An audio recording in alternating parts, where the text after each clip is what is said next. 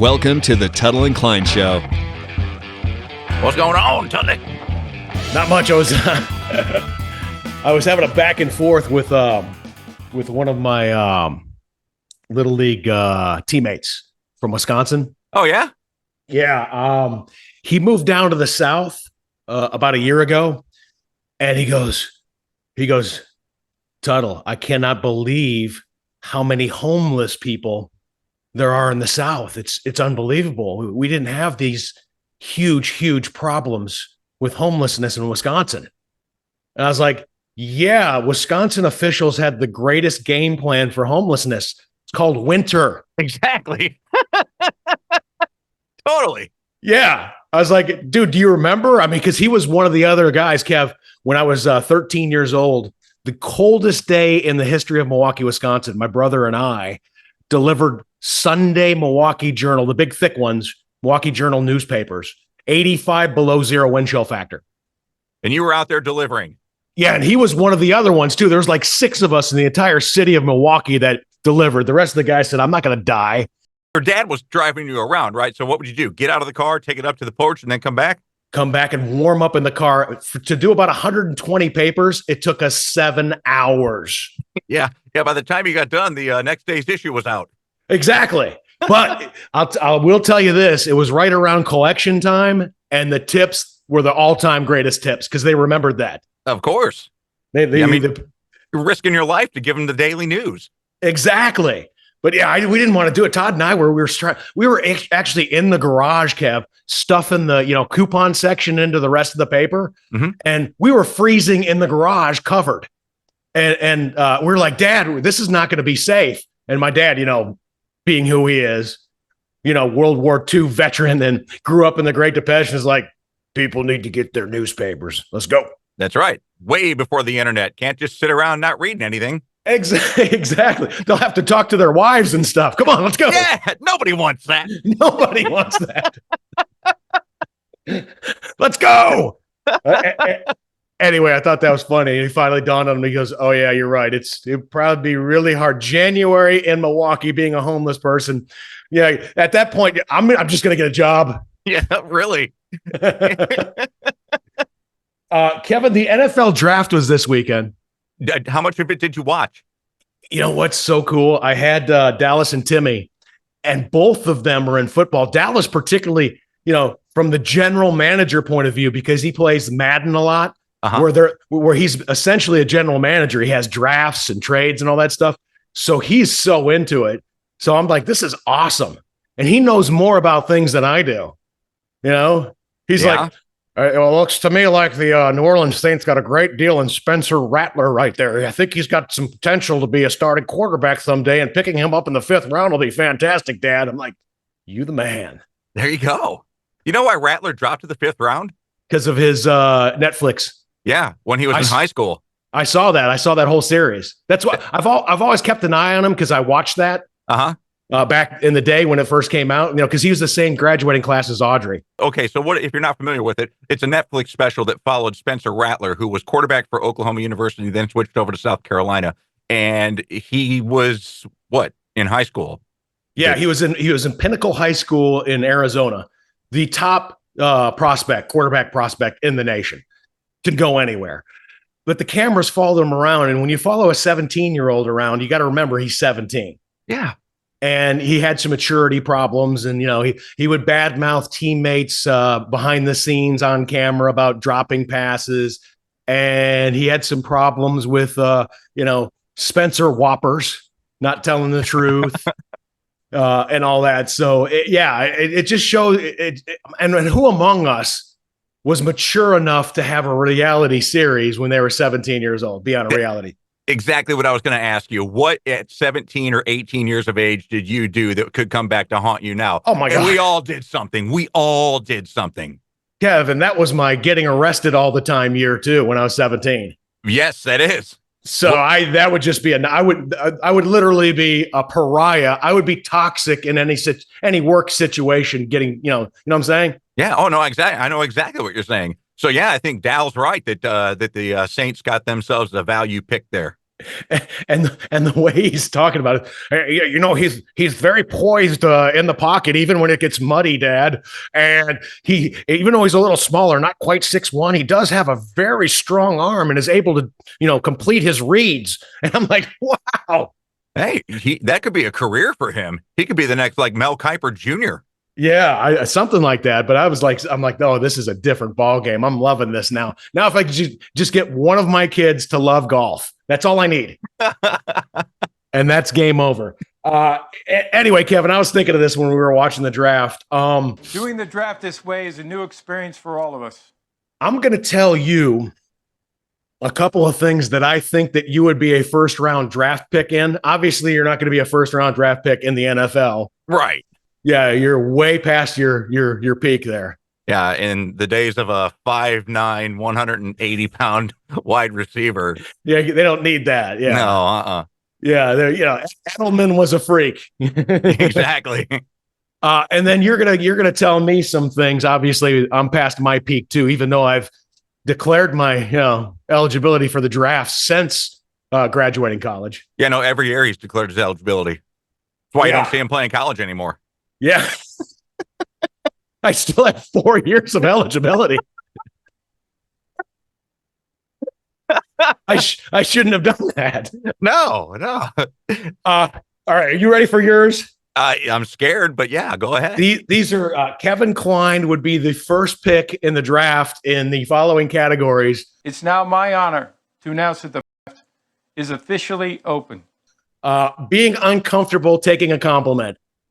Oh yeah. Yep. You don't like it. No, I don't. No. You don't like it because for some reason you have in your mind, okay, that's the setup. Now where's the punchline? Exactly. Am I right? Oh, you're totally right. Yeah. All right. You want to throw one at me? We'll do it back and forth. Definitely. I have you as a high first round draft pick in the category of being able to do math in your head. Oh yeah. Oh my God, dude, you're a freak.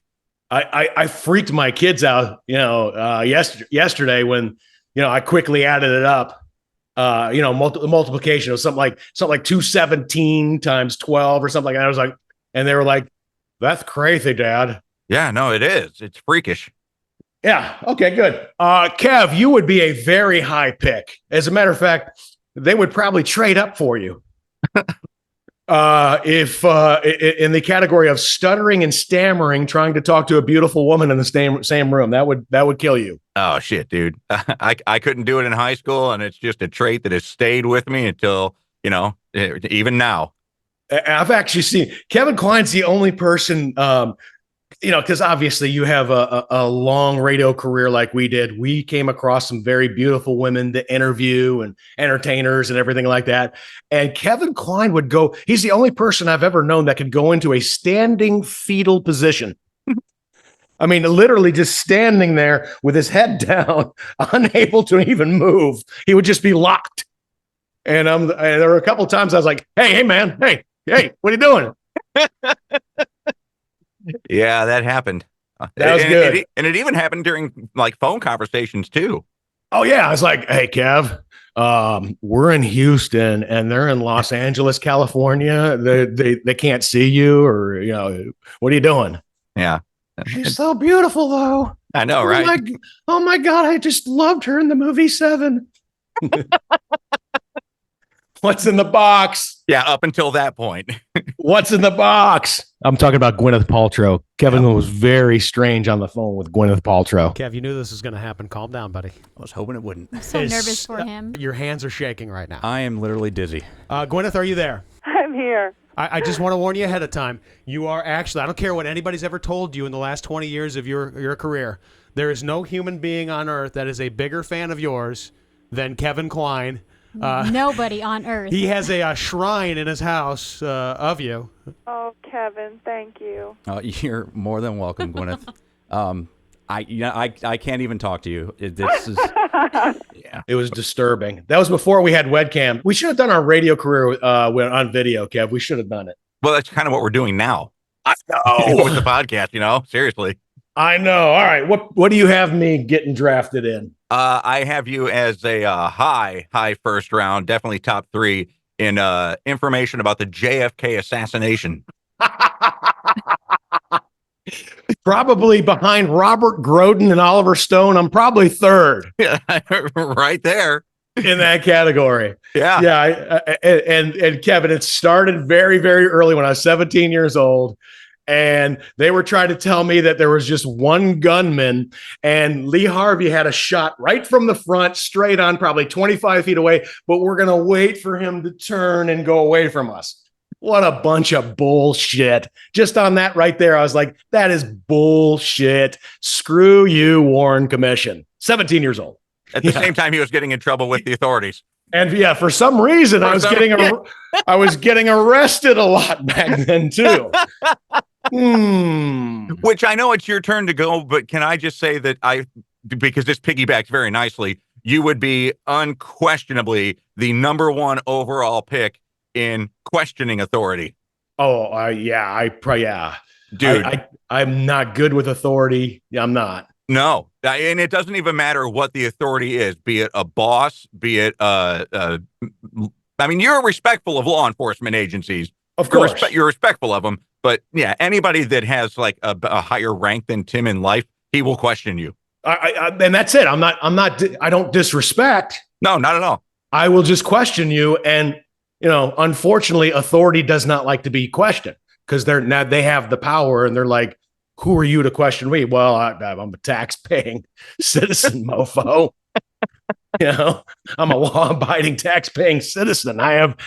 This country was built on that shit. That's why bosses usually came to me instead of telling Tim or asking Tim to do something, because they knew that there was going to be a question afterwards instead of, okay. Yeah. And it was so obviously early on. I was like 18 years old. I actually joined the Army to be a U.S. Ranger, Airborne Ranger. Uh-huh. And my dad was like, you are not good with authority. This is not a good decision. And he made some maneuvers behind the scenes to get me out of it. I even did the oath and everything, Really? And I was getting ready to ship out like in 2 days. And my dad's like, no. Go back to college. But didn't your dad instill this in you? The questioning of authority, don't take everything at, face value and stuff. But yeah, my dad, I had a lot of long conversations with my father where, he was a maverick too.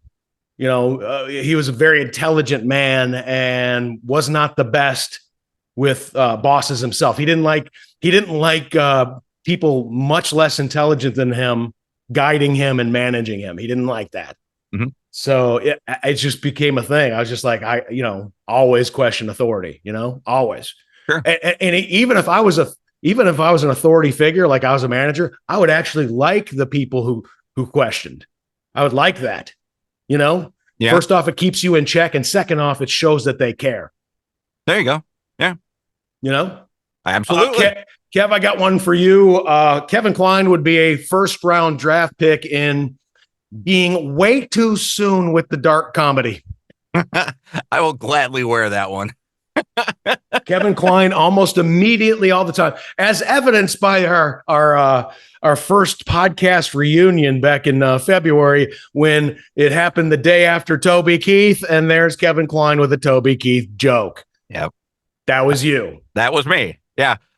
We weren't together when this happened, but I was, I think, the first one in recorded history to have a joke about Jeffrey Dahmer's dad dying. Remember when Lionel died? No, what was your joke? Oh, my joke was sad news out of the world of serial killers today. Jeffrey Dahmer's dad, Lionel, died at the age of 87. Incidentally, that's the same answer Jeffrey gave Milwaukee interrogators when they asked how many victims he cannibalized, saying, 87.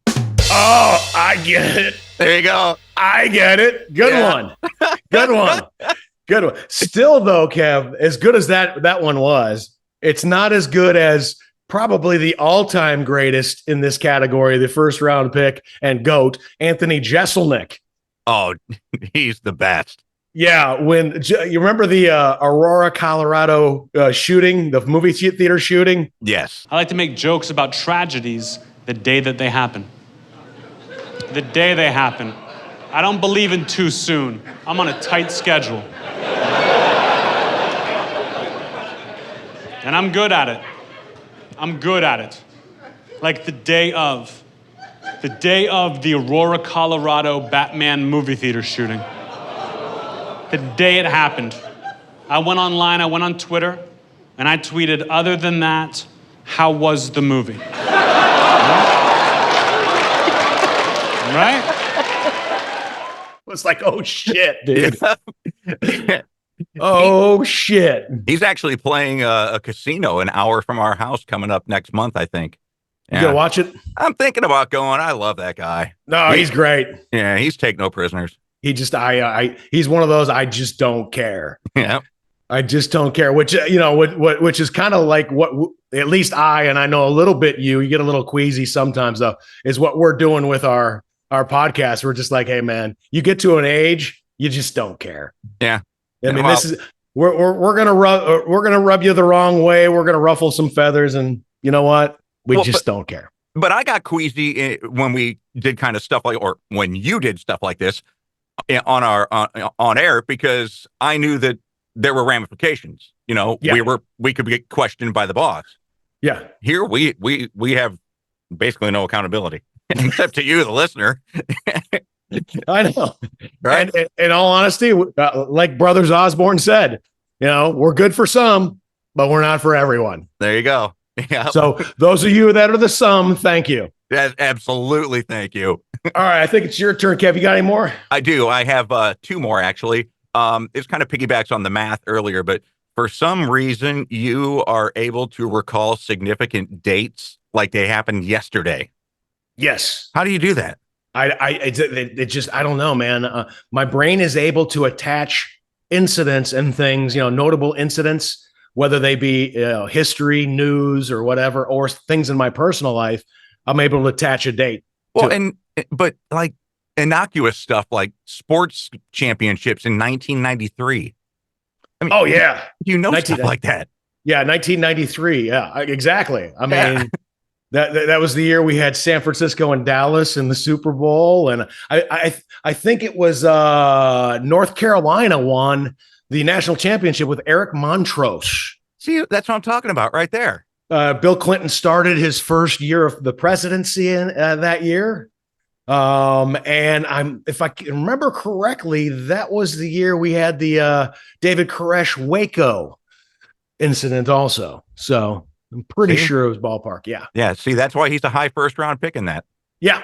Kev, you are a very high first round pick in parody songs that piss off large groups of people. Yep. You just didn't care. I've that's funny that you bring this up because I actually, so one of the young ladies who is a cancer survivor and she works for Snowdrop now, her name is Abigail.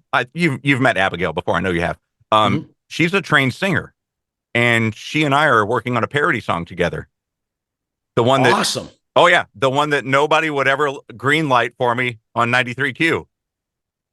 Oh, the Joaquin? Yep. Joaquin in Memphis? Yep. I remember Kevin wanted to whip that out the first week we were on the air in May of 2005. Yeah. And I think wasn't it Fong? It was Fong, yeah. Fong goes, oh, hey, you might not want to do that.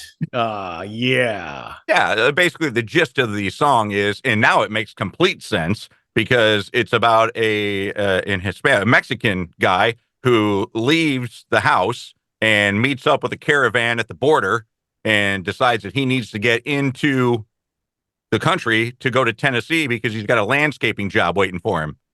And he wants to be Joaquin in Memphis. Joaquin in Memphis. Thank you, Kev. You're welcome. Yeah. That's so funny. And there goes our Hispanic audience.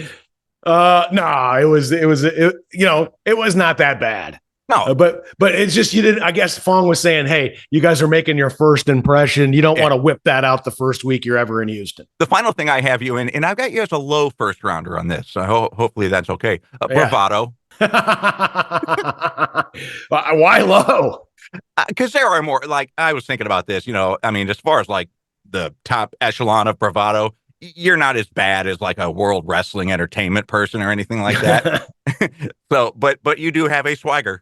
I always remember, some like a comment that somebody had or something like that is like, you always know, you can always see, Tim Tuttle from across the way at the rodeo because you see that walk. And I didn't even know I had a walk. Oh, yeah. Yeah, I never even knew that until then. Yeah, and then you got to walk. And then I started like watching some videos like, oh, yeah, that's heavy douchebaggery there. I get it. I get it. I get it. Kev, you would be a very, very high pick if there was a draft for making cheesecake. Oh, Kevin Kline making cheesecake. Incredible, man. Oh, glad you liked it. I know you had like a book of a bunch of different ones, but I got a taste of probably about 5 or 6 out of that book. And boy, man, that every single time is like, holy shit, that's a good cheesecake. Oh, thanks. I usually, there were times that I wanted to punch you in the mouth, but I never wanted to, lose the cheesecake connection. Yeah. Well, you know what? Now that I know this, you should have dropped the helicopter. You should have never wanted to punch me in the face. You should have just said, hey, Kline, bring in a cheesecake tomorrow. Bring in a cheesecake tomorrow. You fucked up. Bring in a cheesecake. It would have got you out of a lot of trouble. You'd have been making a cheesecake every night, Kline. Yeah, exactly. Speaking of trouble, Kevin Kline, we are in trouble here in Houston. Hot weather coming this summer, according to all of the analysts and all of the individuals at NOAA, Kev? Yeah, well, that and then the National Weather Service just came out over the weekend with their prognostication about how bad the temperatures are going to be. And I noticed already that the AC units have kicked on longer and doing more work, and we're still not out of April yet. So it's very important that you know something. AC unit is basically a lifesaver, and if you need your life saved, no better place to do it than Air Innovations. Troy and Kelly have built a great operation. They're based out of Cyprus, but they cover the entire Houston metro area. And they're available 24 hours a day in case you have an emergency. The last thing that you ever want is to be in a situation where tomorrow's temperatures are supposed to be over 100 and your AC unit just crapped out at 10:15 p.m. I mean, they'll fix it. They're 24/7, but you don't want that deal. You don't want to mess with that hassle, do you? No, not at all. They're also really good community people. I just love the way they take care of Houston. They do all kinds of charity work, including blood drives and everything like that. And they have the best tech people. And I just want to throw this out here. We've discussed this before. There's not going to be any songs written about HVAC technicians who crawl into creepy crawly places in very high heat, like a sauna, with snakes and rats and stuff like that in your attic to get you hooked up so your next day is comfortable. But if you're in a situation where you have one come out and they just did that while they're dripping sweat after the job is done, give them a thumbs up, give them a thank you. Yeah. It's real easy to do. Yeah, real easy to do. Real easy to do. So Air Innovations, they're going to take care of you. I love these people. You'll love them too. We got the phone number right here on the screen. We have their website link available. Kevin Kline puts it up on the page in the description here. So go ahead and make that move. Make it Air Innovations as we enter into the oven zone here in Houston. The OZ. I like that. The oven zone. Kevin Kline. Yeah, we had to cut our episode early last week on a Saturday instead of our usual Monday because you had to make a trip to Denver. Did you watch some Nuggets games? I mean, Nuggets right now in the playoffs. Doing a pretty good job. They played the night before we got there, and that was the buzzer beater. The buzzer beater that they beat the Lakers on. And we did not make it for that. We were out there on Monday, the 22nd. Went out there because I was going to go to a concert at Red Rocks. My first time ever a concert at Red Rocks. You're kidding. Now, you did radio in Denver back in the early 90s, early in your career, but never had the opportunity to make it out to Red Rocks. Nope, because I was always 7 o'clock at night to midnight, and that's when the concerts are. And so I never got to go to a concert at Red Rocks, and this was my first one. And then the following night, we stayed in Denver an extra night, my wife and I, because we got together with Christine Noel.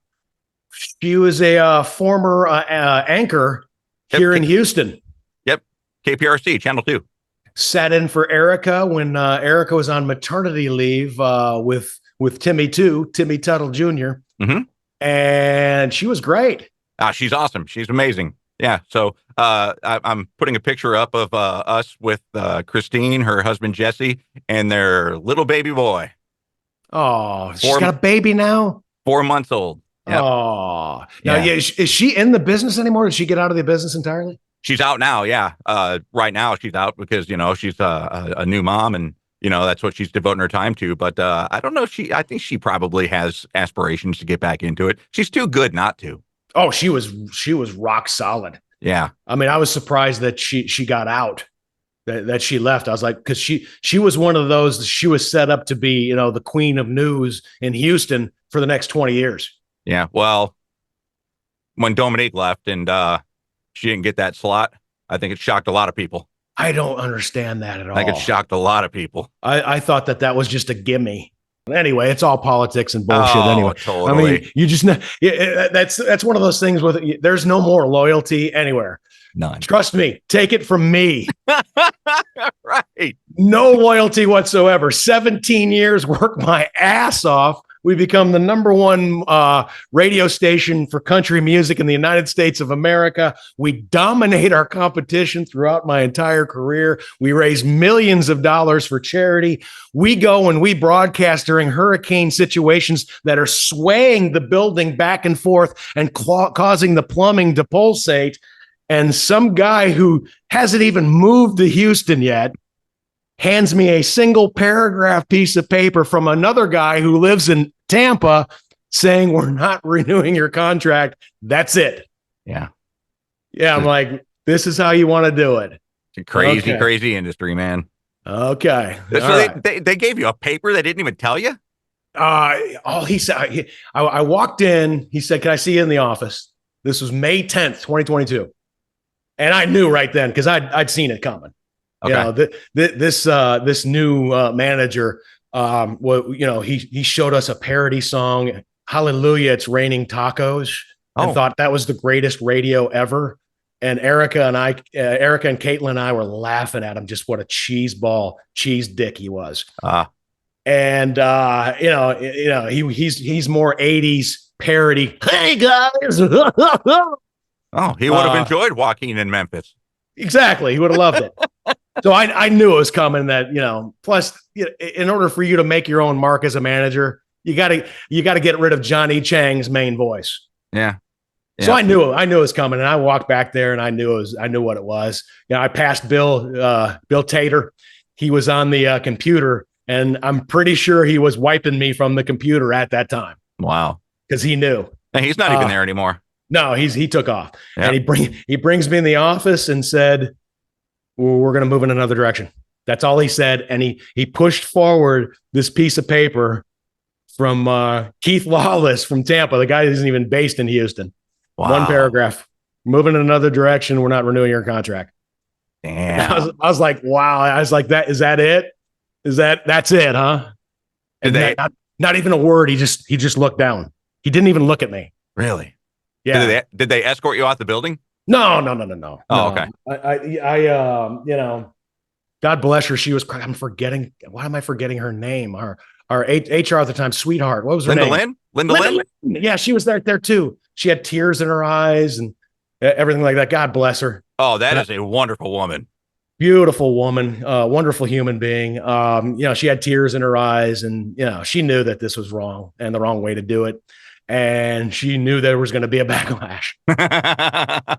She knew it. And there was, man, that was, the support I got was great, but yeah, absolutely. Kev, there's no such thing as loyalty ever.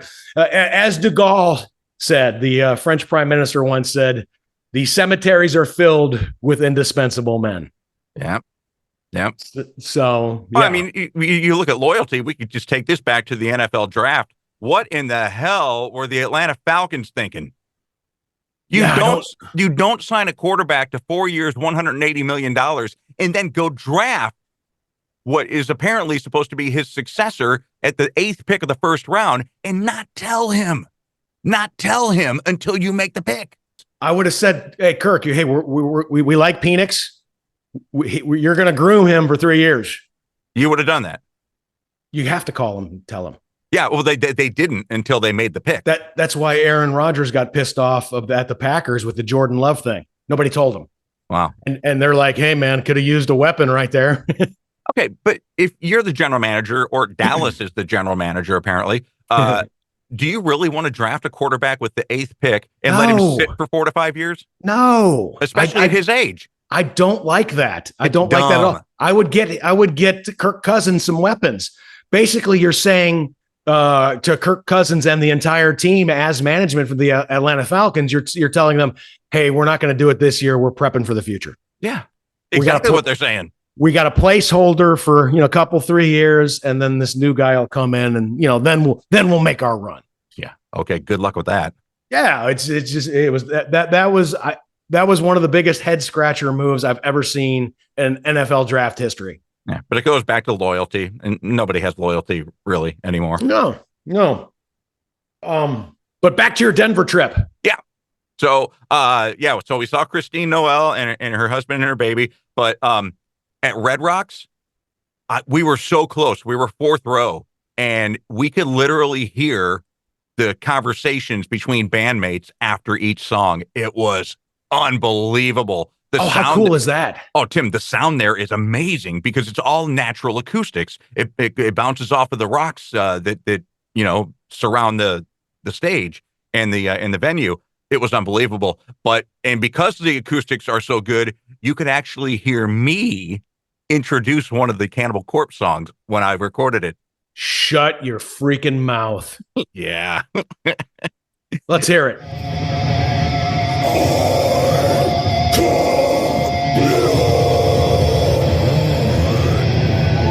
Yep. Oh, wow.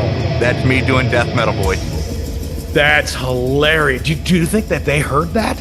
No, because they have their earbuds and everything like that. Yeah, they can't hear it. They have little tiny monitors in their ears, kind of like what we have. Actually, our voice guy Zach was with me. He couldn't even hear it, and he was standing right next to me.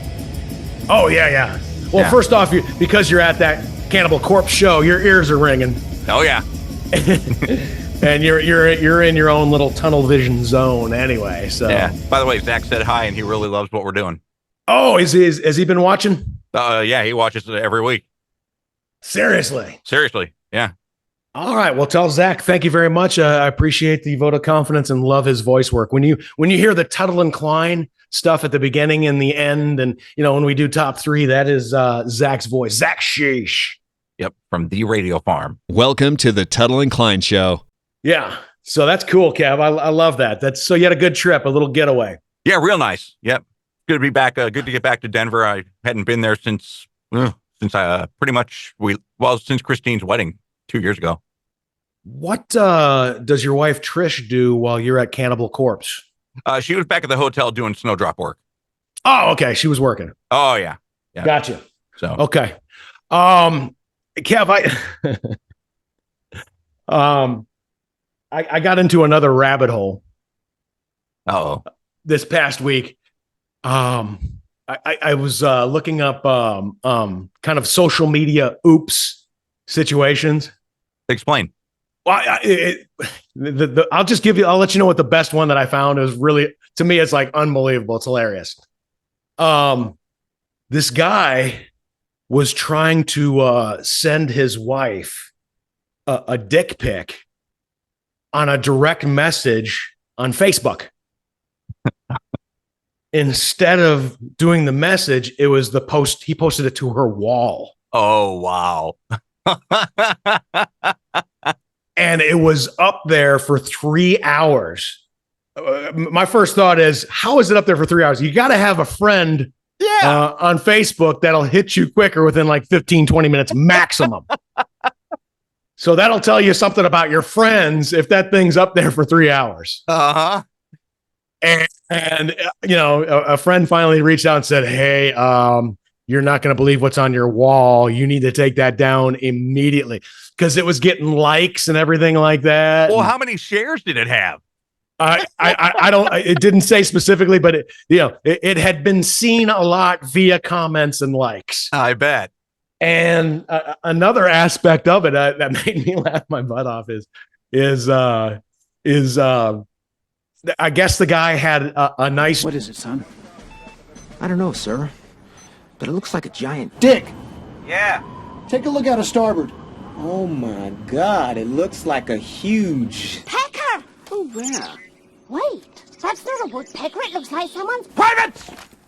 We have reports of an unidentified flying object. It is a long, smooth shaft, complete with 2 balls. What is that? That looks just like an enormous... Wang, pay attention. I was distracted by that enormous flying... Willie? Yeah. What's that? Well, it looks like a giant... Johnson. So for the next few days, women were, commenting on stuff, liking all of his stuff, messaging him. I mean, he had to put everything on complete private. Oh. Yeah, because it started to get bad, and it was causing him marital strife. I mean, here's a guy who loves his wife. Things are still really good. He wants to send a pic to her, and with some little nasty talk. Makes a little bit of a mistake on how he posts it, and 3 or 4 days later, he's on the rocks with the ladies. Wow. Yeah, that is a big oops. Yeah, that's a big oops. It reminded me of one that happened years ago. Somebody tagged me on a photo or something like that, and when you're tagged, you can read what was on it. Well, some guy commented he didn't know that I was tagged on it. I was like, yeah, that guy, I don't like him. He thinks he knows everything. Fuck Tim Tuttle or something like that. Thinking he's just talking to his friends, his and everything like that. And I commented on it. Yeah, I agree. That guy's a dick. And I could just imagine like his thing, his response. Just want be to like, get away. Oh shit. I was like, you messed that up, dude. Big time. But there's another thing that you could be a top draft pick for. Not really caring about what people say about you. I just don't, man. And again, if you know I know who I am. Yeah, I know I'm that guy. And I continue to work on it, but the work in progress is very slow. Yeah, you don't change overnight. Exactly. I mean, what do you want me to poof and be Fred Rogers? There you go. Ned Flanders. Hey, diddly hi ho. How's it going there, Simpsons? No, it takes a little bit of time, and I know mine's like a glacier movement for sure. Okay. Speaking of messages, yeah, I want to throw this out here really quick because while we're on the topic, people are getting really, really bold these days. Like it is a different world out there, something that I'm just starting to experience that you may not even know is out there now. What is it? I got a DM, woke up in the morning, got a DM the other morning. Now, usually if a lady's kind of like making a move on me or something like that. Uh-huh. I mean, it's a simple, hey, Tim, heard you're single.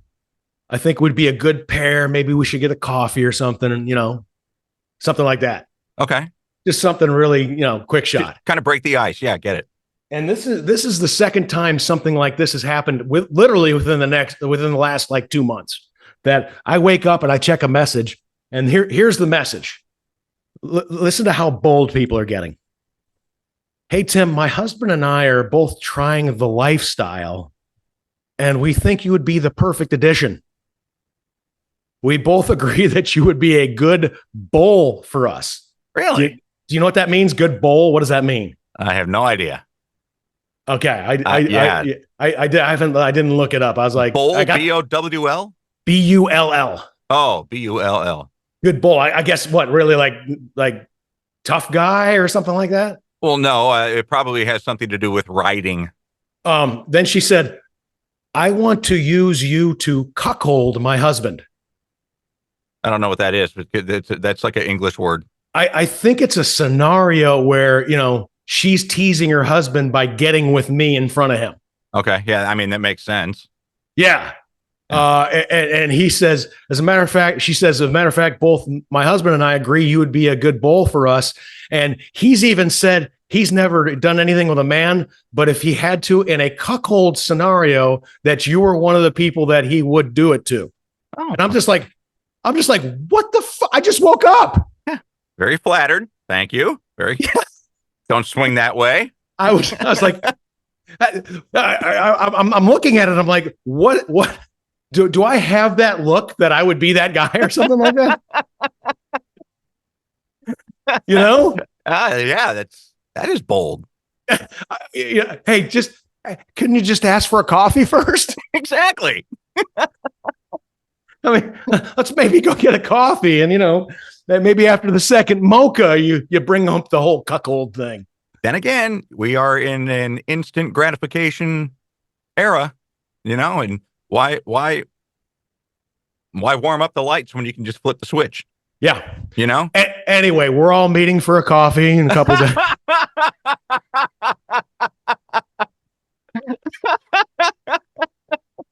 I'm just kidding.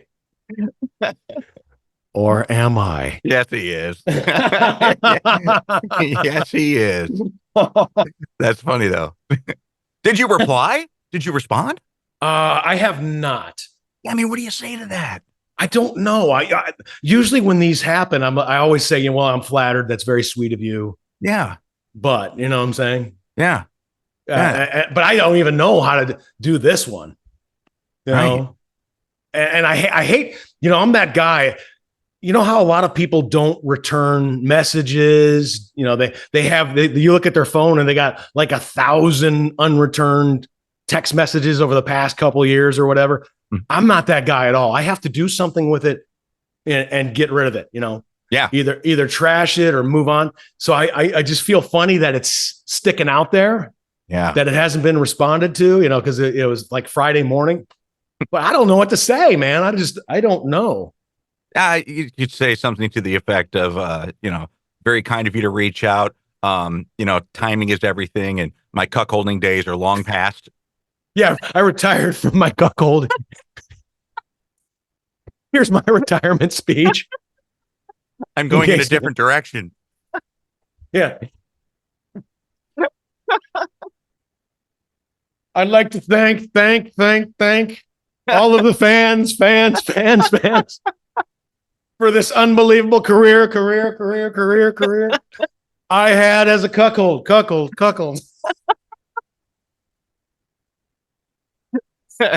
Oh, excuse me. I'm not the cuckold. As a bull. Yeah. Yeah, get that right. Yeah, we got to get that right.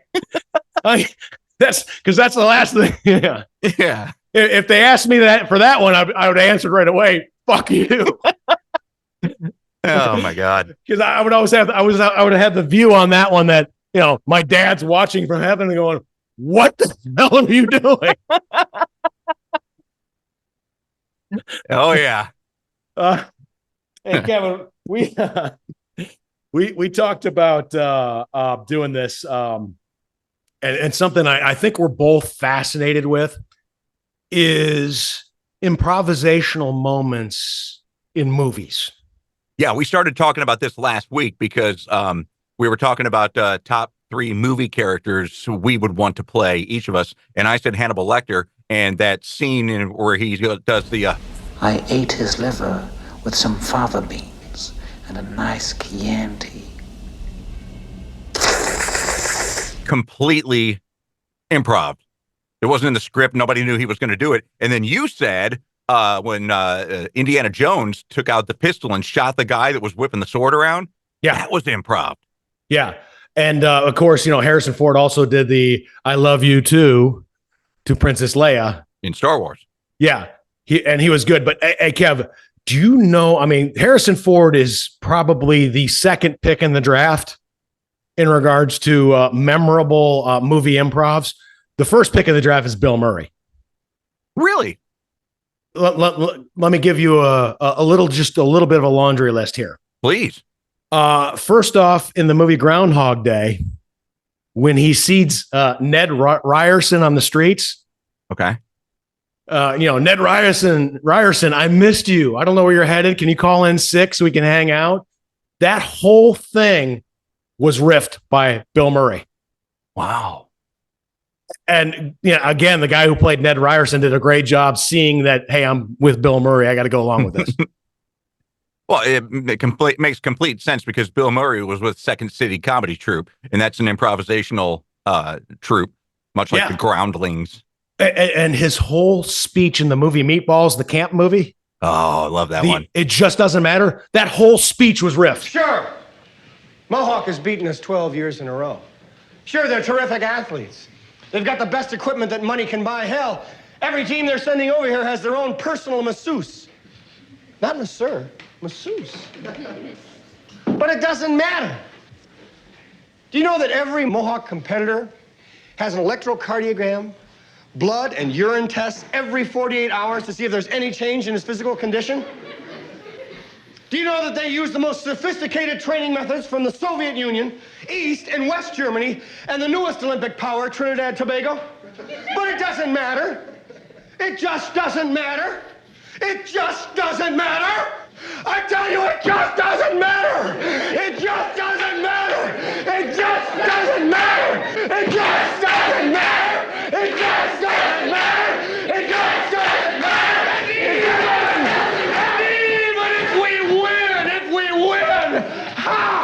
Even if we win, even if we play so far over our heads that our noses bleed for a week to 10 days, even if God in heaven above comes down and points his hand at our side of the field, even if every man, woman, and child held hands together and prayed for us to win, it just wouldn't matter because all the really good-looking girls would still go out with the guys from Mohawk because they got all the money.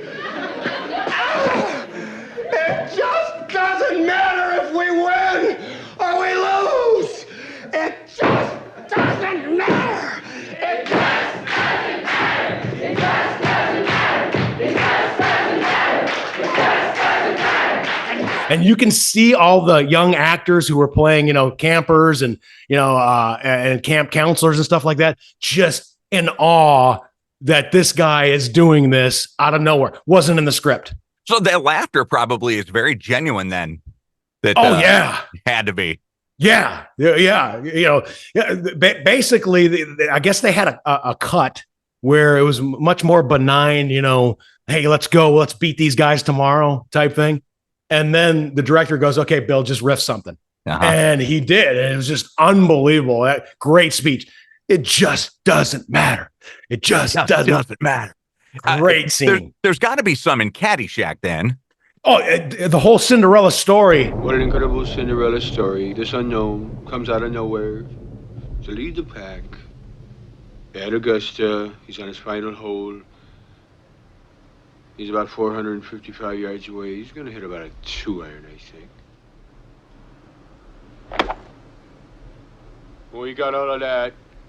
The crowd is standing on its feet here at Augusta. The normally reserved Augusta crowd going wild. For this young Cinderella who's come out of nowhere, he's got about 350 yards left. He's going to hit about a 5-iron, I expect, don't you think? He's got a beautiful backswing. He got all of that one. He's got to be pleased with that. The crowd is just on its feet here. He's a Cinderella boy. Tears in his eyes, I guess, as he lines up this last shot. He's got about 195 yards left, and looks like he's got about an 8-iron. This crowd has gone deadly silent. Cinderella story, out of nowhere. A former greenskeeper now about to become the Masters champion. It looks like a miracle. It's in the hole! It's in the hole! Bill Murray was just like walking into position. He was supposed to do like another scene, and the cameras were rolling. They were doing a test, and he just like grabbed whatever that thing was, that sickle or whatever it was. Yeah. And just started talking. And that whole thing was never supposed to be anywhere in the movie. And Kev, that's just a small sample of Bill Murray. A lot of his Ghostbusters stuff, like when he said when they were at the mayor's office and Dickless here shut the whole thing off, and now the ghosts are through there. And the mayor goes, "Is that true?" And Bill Murray goes, "It's true. He has no dick." Everything was fine with our system until the power grid was shut off by Dickless here. They caused an explosion. Is this true? Yes, it's true. This man has no dick. That's a riff. How much of Stripes do you think was a ton? That whole speech of chicks dig me because I rarely wear underwear. Yeah. That is completely riffed. Chicks dig me because I rarely wear underwear, and when I do, it's usually something unusual. But now I know why I have always lost women to guys like you. I mean, It's not just the uniform. It's the stories that you tell. So much fun and imagination. Lee Harvey, you are a madman. When you stole that cow and your friend tried to make it with the cow, I want to party with you, cowboy. The two of us together, forget it. I'm going to go out on a limb here. I'm going to volunteer my leadership to this platoon. An army without leaders is like a foot without a big toe. And Sergeant Hulka isn't always going to be there to be that big toe for us. I think that we owe a big round of applause to our newest, bestest buddy and big toe, Sergeant Hulka. Wow. Yeah, he's amazing. Yeah, I mean, with him, it was the same thing with Jim Carrey too. Those guys, you go ahead, let's get in the can what we have on the script. We'll have that in the can, and then just let these guys go. Do another cut, let these guys go. Well, it's the same thing with the entire cast of Best in Show or Waiting for Guffman. None of that is scripted. The only thing that is scripted is blank, blank, blank goes into a hotel, checks into a hotel. Then you're on. And it was like one or two bullet points in terms of, where we need this to keep the plot going. Yeah. But everything else was freestyle. It was the same thing with Larry David's show, Curb Your Enthusiasm. Really? That whole show is one bullet point, 2 bullet points per scene in terms of where they want to go just to keep the plot going. Hey, as long as you have these elements to keep the plot moving forward some, and then just go. Yeah, a lot of people would probably say that the Tuttle and Kline podcast is much like that because, we don't script anything. Yeah, this is all improv too. Yeah, so I'm going to say that Bill Murray, then Tuttle and Kline. and Kev, I'm not going to disagree with you. I'm not going to be the voice of dissent on that. First round pick and bravado. Yeah. Another good one here, though, Kev, is, and I didn't know this until I just watched it recently and was looking it up. The movie The Godfather, where the guy who played Castanello, when they had that hit, that assassination, when he said, "Leave the gun, take the cannoli." Leave the gun. Take the cannoli. That was not in the script either. That surprises me. Yeah, because Francis Ford Coppola is usually pretty tight. That's what surprises me. That Coppola, Kubrick, and I would think Oliver Stone would be very, very strict as to what you can get away with. Yeah. Oh, yeah. Kev, Kubrick, we're going to do 400 takes, and it's got to be exactly how I have it in the script. Yeah.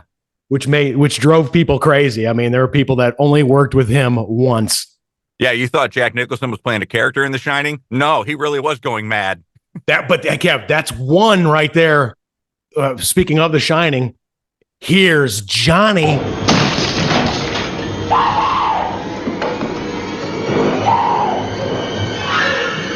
Here's Johnny.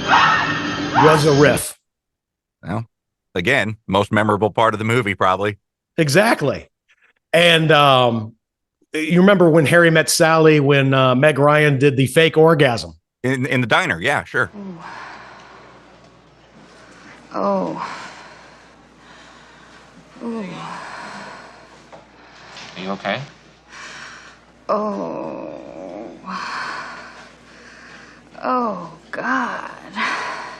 Ooh, oh, God. Oh. Oh. Oh. Oh, God. Oh, yeah, right there. Oh. Oh.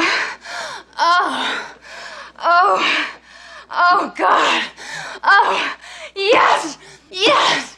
Yes. Yes. Yes. Yes. Oh. Oh, yes. Yes. Yes. Oh.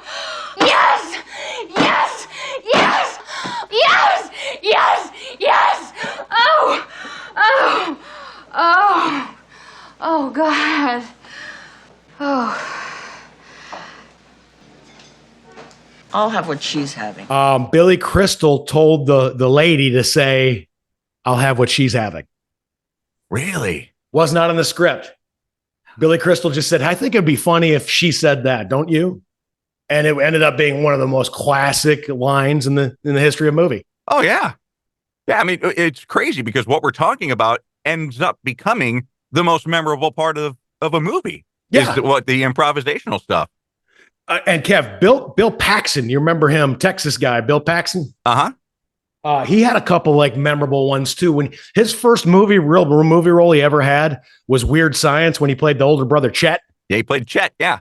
Yeah, when the boys had been drinking and were feeling a little queasy, he said, "How about a nice greasy pork sandwich served in a dirty ashtray?" That was a riff. How about a nice greasy pork sandwich served in a dirty ashtray? But he also, in the Aliens movie, he riffed, "Game over, man. Game over." Game over, man. It's game over. And that became a classic quote that, people use all the time. Uh-huh. Not just quoting a movie that people just use it, Yeah. Yeah. Kev, the probably the best one ever, the most timely one, Roy Scheider, "You're gonna need a bigger boat." You're going to need a bigger boat. That was riffed. That was riffed. That is amazing. Yep, he did. They did not have that in Jaws. It just goes to show how talented these actors and actresses are that can go off script and make it not only relevant to the scene in the movie, but iconic. Yeah. And I was listening to the Smartless podcast. That's a great podcast. With Bateman and Arnett and Sean Hayes. They had Larry David on it recently. And, they're talking about the finale of Curb Your Enthusiasm. And something interesting that Larry David said is, yeah, there's a few actors that we hire that they can't do this. Mm-hmm. They can't do this. And sometimes we have to cut them out completely. Sometimes we have to minimize their role. And yeah, obviously we don't invite them back. Their character kind of just dies out. Yeah. Improv is a hard skill to learn. So anybody that's like in that regular cast of Curb Your Enthusiasm, those are good improvisational. And Kev, you even said it, Best in Show. Oh yeah. Those guys, I mean, those are incredible improvisational actors. Yeah. Michael McKean, Eugene Levy, Catherine, I can't remember her last name, but O'Hara. Catherine O'Hara. Yeah. Yeah. Great stuff.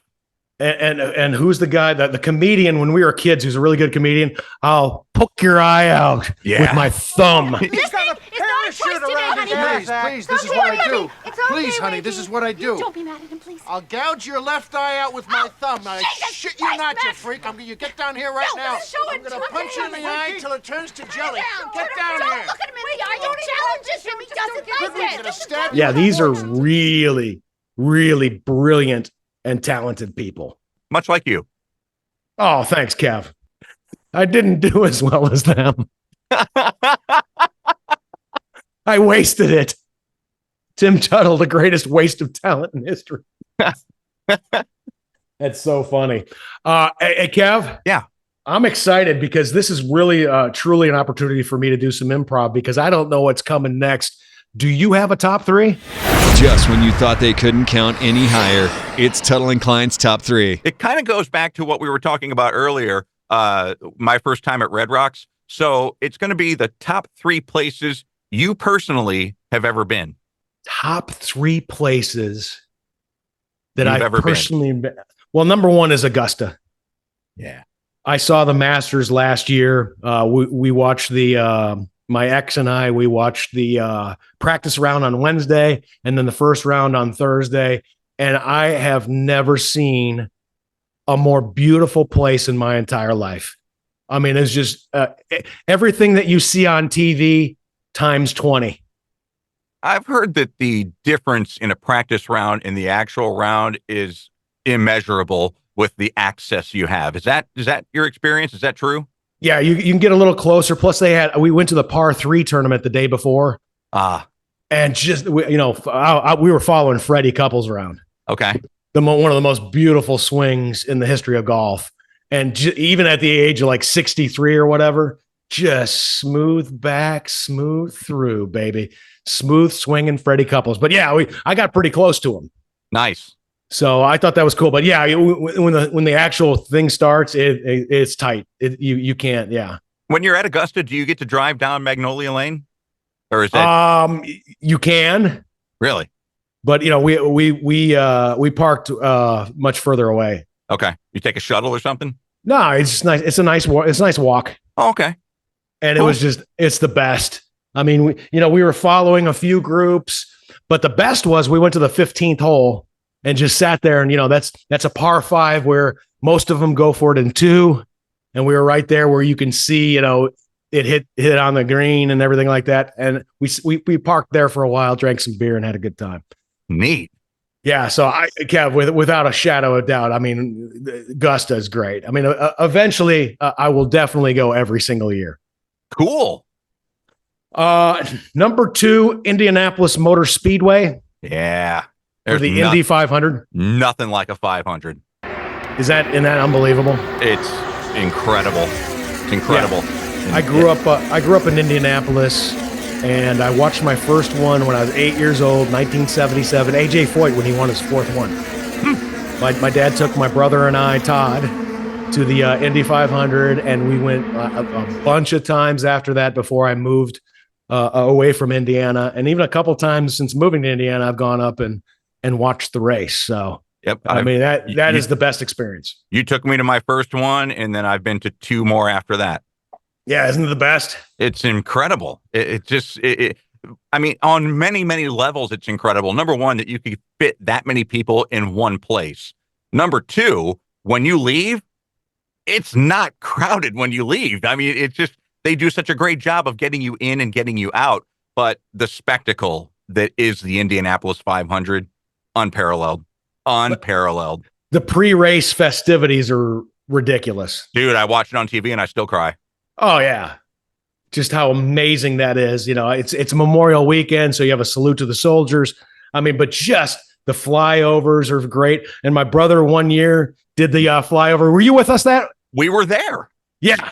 We were there that year. Yeah. My brother was, Black Hawk pilot in the U.S. Army, and he did the flyover, and they mentioned his name and everything like that. And, he hovers over the start finish line with 2 other Black Hawk guys on each side winging him.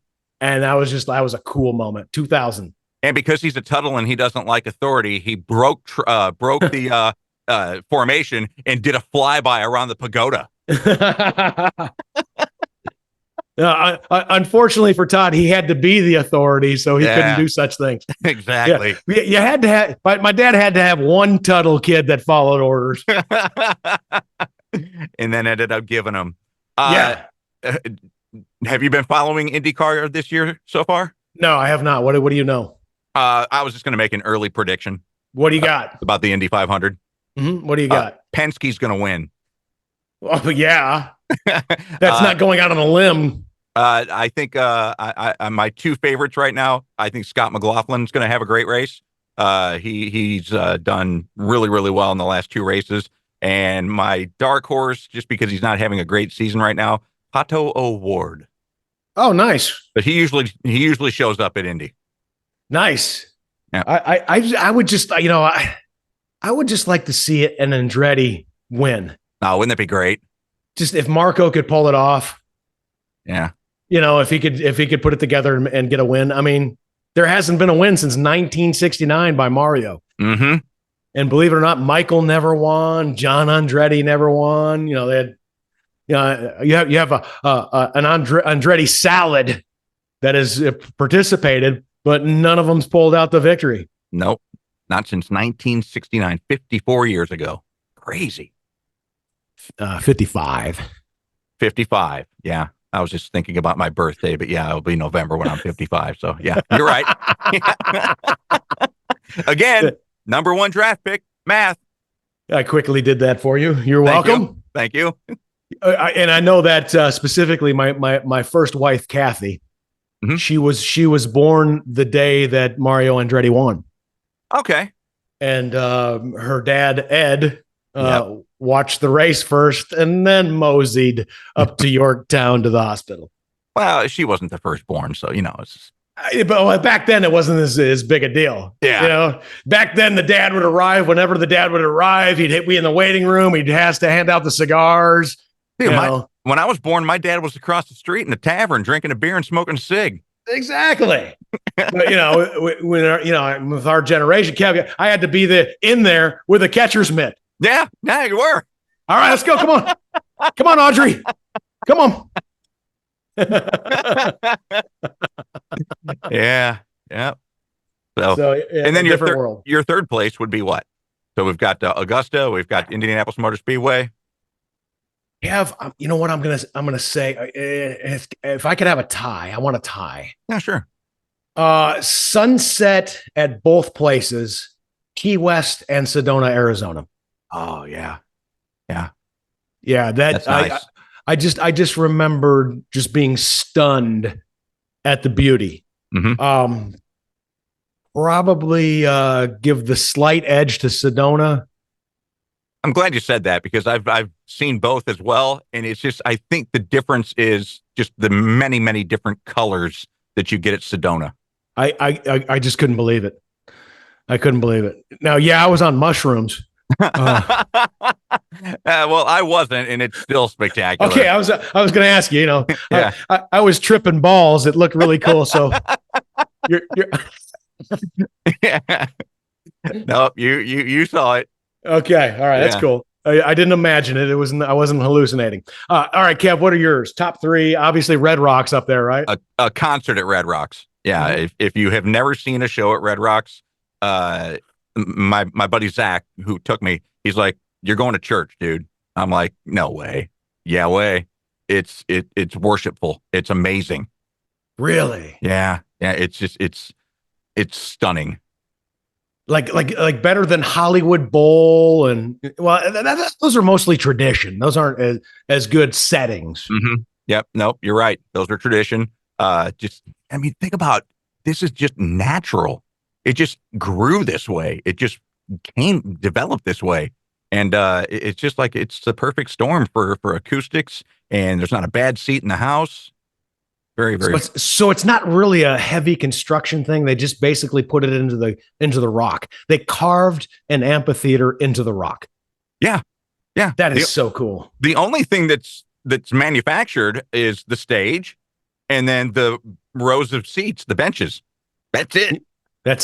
Yeah. That is neat. Yeah, it's really cool. Oh, but make sure you're in shape when you go because you have to walk a really, really long way and up a lot of hills. That's part of it, though. At 6,500 feet. do they have a warning about that at all? No, they don't. No. So there's some people who may struggle a little bit that are just getting halfway up. They go, "I'm fucking suing everybody." Oh no, there's a lot of people that stop and catch their breath and then take another 10 feet, stop and catch their breath. Yeah. Okay. Yep, for sure. All right. Just, hey man, I mean, you're the one who wanted all that cake. That's right. Well, the headlining band the night that I went was Amon Amarth, and they're from Norway, and they got 2 songs into the set, and the lead singer went impromptu off script, and he said, "Hey, hold on, guys, before we get to the third song," he goes, "As musicians, you always hear about Red Rocks. No matter where you are in the world, you always hear about Red Rocks.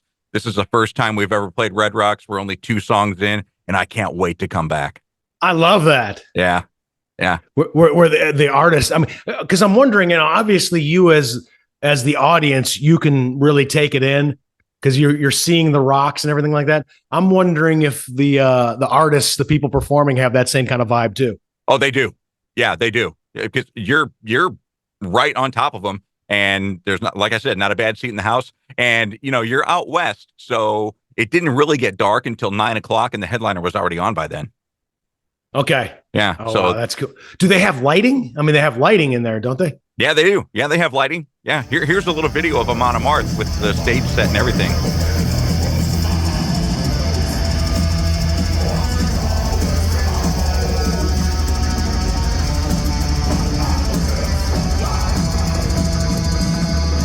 Nice. Yep.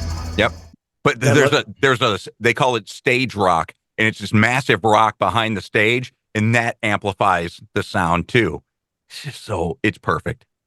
I love it. Yeah, it's perfect. Yeah, you sold me. Okay, I'm gonna go. Good. You should. Well, let me know if you want to. Let me know what show you're gonna go, and we'll go together. All right, man. Let's do it. Yeah, we will. We could go. Not staying in the same hotel room as you though. No, we could probably stay with Christine. Oh, that'd be cool. Be even cheaper. Yeah, love it. Christine, we just volunteered you. I haven't seen you in 5 years, but I just volunteered you. Second would be Notre-Dame, the actual cathedral. Like not the South Bend campus. No, I haven't been there, but I've been to Notre-Dame in Paris, and I mean, I walked in and I just started bawling. Is that your Quasimodo thing too? Yeah. And we got to go up in the second level, and I got to put my arm on one of the gargoyles. It's just... You put your arm... Are you allowed to do that? Yeah, you can. Mm-hmm. And then I sat in one of the second floor windows. I sat in it, and it's my favorite picture that I've ever had taken of me. Here it is right here. There's something magical about that place, And the day that it got caught on fire and the spear came down and stuff, oh my God, dude, I was crying like a baby that day. That sucked. Yeah, it did. What happened there? What happened with the fire? Well, they were doing renovations, but I don't know if it was renovations or I don't ever think a real cause ever was determined. Yeah, it was released. Yeah. Interesting. And then I got two. I was kind of in the same boat as you. I can't really pick if it would be the bottom of the Grand Canyon. But I think that's because so few people get to the bottom of the Grand Canyon. The statistic is less than and you'll know the actual 0.0001% of the population. So whatever was that, 1,000th? Yeah, I mean, whatever figure you have, and then add one. Okay, so yeah, that's okay. I didn't know that. So it's because I've never been to the Grand Canyon. It's definitely on my list. Why is it? Why don't people go down? Is it too much? Just too much of a walk? Well, so people don't, I mean, there's a sign that says, do not attempt a day hike down to the bottom and back up. There's warnings all over the place. And they actually have pictures of people who have died trying to do it. But you go down, if you're going down the south side, the Bright Angel south side, you're going down 6,000 feet. And then you've got to come back up 6,000 feet. And it's 9 miles. So, yeah. Okay. All right. So if you're going to plan on doing it, it's a multi-day thing. Well, I mean, no, I mean, they tell you that. I mean, I've run down across and up the other side and down across and back up in 17 hours. So, wow. I mean, I've done a double crossing. Oh, Tim, the record's under 7 hours. Still though, man, I mean, yeah, you ran something that they advise you not even to walk. Yeah. So that's pretty cool. That was 44 miles. But the thing is, there's Silver Bridge is down at the bottom, and that's the bridge that goes right over the Colorado River. And to just stand in the middle of that and look both sides and look up and realize how small we are. Oh yeah. Oh my gosh, Tim. It was so humbling, but so beautiful. I bet. Yeah. I bet. Okay. Yeah. You could easily make the hike. So I would be, just because of the fact that you said that little of people have done it. I'd be I got to do this shit then. I got to be one of those. Yeah. No, it's very, very few people. But are you allowed to like spend the night? If you want to book a spot at Phantom Ranch, they're probably taking reservations for 2026 or 2027 now. Well, so I can't like take my own sleeping bag or tent or something like that? I don't know if you can. I honestly don't know if you can. I don't think you can, because I know when I got trapped down in the bottom, the park ranger said, we're going to let you stay here overnight. Okay. Yeah. So, I don't think you can really. What was going on when you were overnight at the Grand Canyon? Oh, I thought that I could do it faster than 17 hours. And the double crossing, they call it rim to rim to rim. And I went out there in one of the hottest parts of the year and cut my electrolyte drink too much. And I was completely cramped and I couldn't move.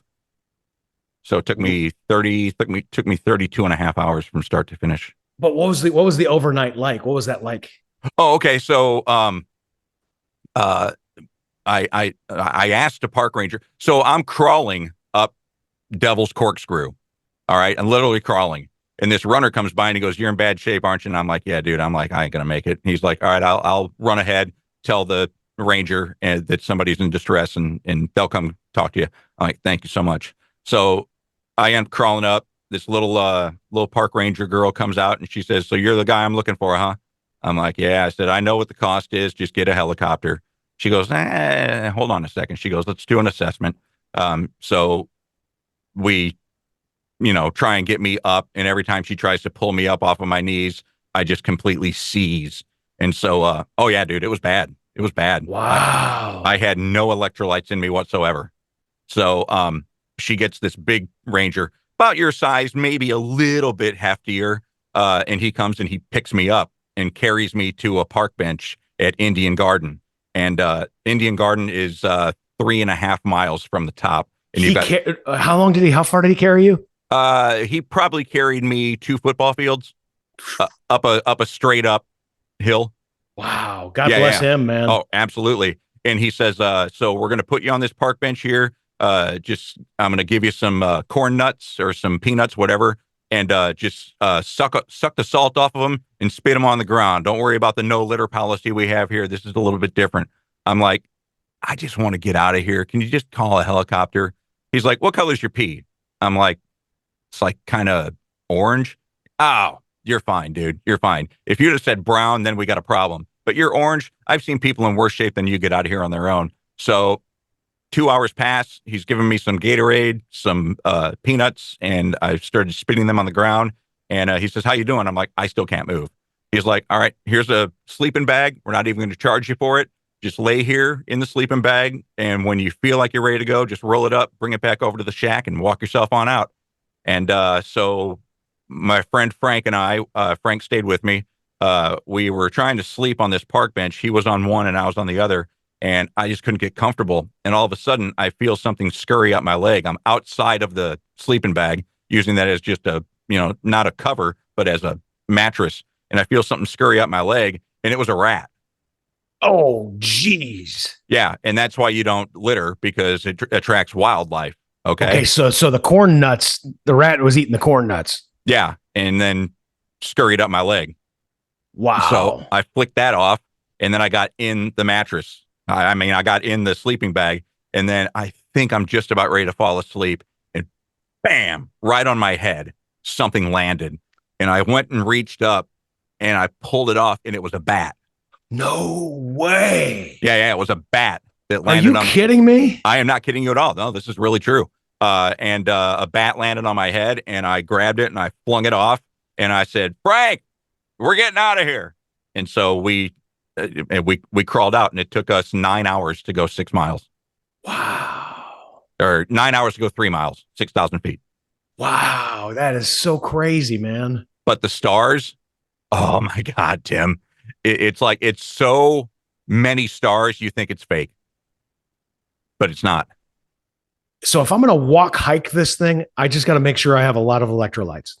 Make sure that you have a lot of fluid. But now when it's open, when it's open now until probably September, because, you're at 6,000, 7,000 feet of elevation. It's going to snow a lot up there. They have water spouts every mile and a half that you can refill, but don't take a water bottle, take a hydration bladder, and make sure that you take like Noon caplets or something that has electrolytes that can dissolve inside of it. So yeah, I'll go with you. I mean, it's a magical place, my brother. I'd love to do it, man. You should. I'd love to do it. But the only thing is, I'm just gonna fast walk it. You're a runner. Oh, I would walk it. Yeah, it'd be much more pleasant to walk it. Believe me. Yeah. I'd be like, yeah. Because my policy. If you see me running, there's something wrong with my vehicle. Pick me up. Yeah.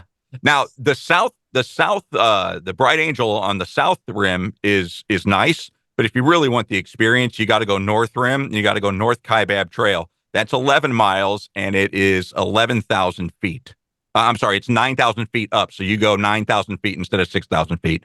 So, but you are, if you're watching this, I'm going to put a picture up. But if you're watching this on YouTube, you're 2 feet. That's about how wide the trail is, 2 feet. And if you go the wrong way, you're dropping 2,000 feet to your death. Whoa. Yeah, dude, I was hugging the wall. Oh my God, dude. Wow. Yeah. How awesome is that? Now I'm in. I know you are. Yep, you're an adrenaline junkie. That's adrenaline right there, baby. Yeah, and at that particular spot too, I saw a rattlesnake. Get out of here. I did. Yep, saw a rattlesnake. Damn, man, you got the full experience. Yeah, well, I've done it 4 times. Mm-hmm. Yeah, it is a spectacular place to go to the bottom of and then try and get out. Love it. So, yeah, I love it. I would do it with you in a heartbeat, bro. I really would. Well, duly noted. We got a little bit of a to-do list. Probably be about the only way Trish would let me go back. Oh, she's like put her foot down. Yeah, after 32 hours stuck down there. Yeah, for sure. She wasn't happy with that, was she? No, and neither were the 9 people that I went with that flew on a private plane, and they were waiting for me to get out of there so they could all head over to Vegas. Oh, I got you. Okay. Go to the Wynn and get massages. Oh, you messed that up for him. Kind of. All right. Well, that's a great story, man. Was that your third and final place? Was that it? Yeah, that was it. All right, man. This great episode. A lot of fun, buddy. Okay. Well, I want to leave you with something, if I could. Yeah, leave me with something. Do you ever go to bandcamp.com? No. What is bandcamp.com? Oh, it's where you can go and you can listen to all different kinds of music, and you can download and buy albums and stuff.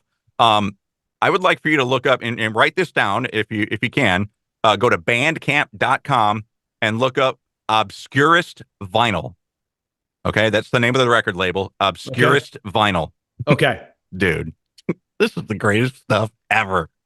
I love it. Let me just give you some of the names of the songs, if you don't mind. No problem. Okay. First Date Farts. Don't shit, don't shit, don't shit. I got first date farts dancing in my butt. Okay. It's Raining Bullshit Tonight. It's raining bullshit tonight. This is the one that I found that got me. I glued my balls to my butthole again. I got my balls to my butthole, yeah.